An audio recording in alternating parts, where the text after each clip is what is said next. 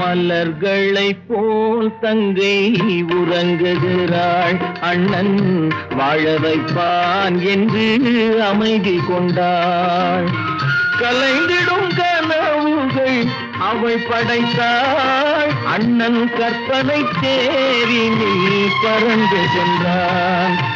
கலைந்திடும் கனவுகள் அவள் படைத்தாள். அண்ணன் கற்பனை தேரினில் பறந்து சென்றான்.